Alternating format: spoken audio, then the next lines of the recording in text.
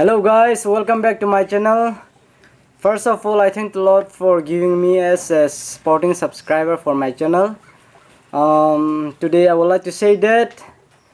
thank you very much for subscribing my YouTube channel.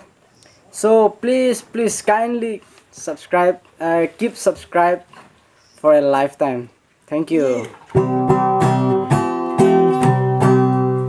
Kakipa le jengin tuni ni khoi subscriber ho koma ki pathu seilo the ke poi aje chu tua he tu ke lung tawin mabana jong hi ichal ti bol wa chal thei ding ham ti no ki thopi ngai chat ka hi jengin ateng le mi dinga wa ima cha hi poi jong le ki dinga hi ki pana lin ta hi in chule phat so na ko na chen ai chi kitile na ki ngai tu han lang le chu sang ta na ki phamai the jong le cho chu se da tau tin ki pam ta in na ho long sit chan ja la he khat ve dinga 2k subscriber ini hin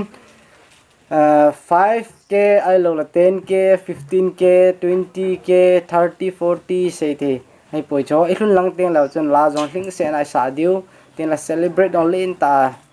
nei diu hi ti chu chom lam pe na khen se hin tin ka ki pa e no subscriber u si chunga ki pa na khen thungin tunin khwai la ingai diu hi tu ke song chom cha khen sim na na na na na na na na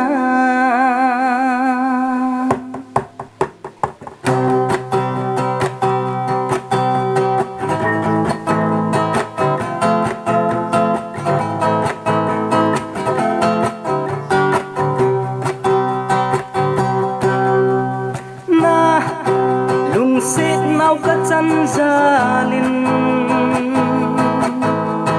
mi din i mai hi zong le ke din ki para hi e subscribe ber tu ke ating ta mabanin zong nei hin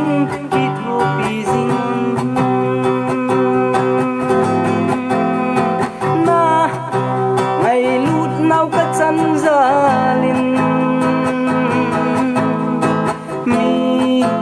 din khom chai zong le ke din ki para hi e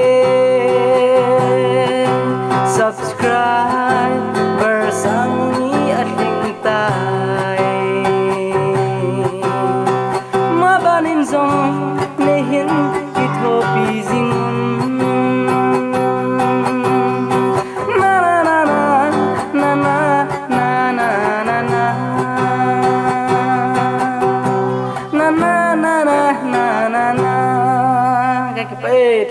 thank you all.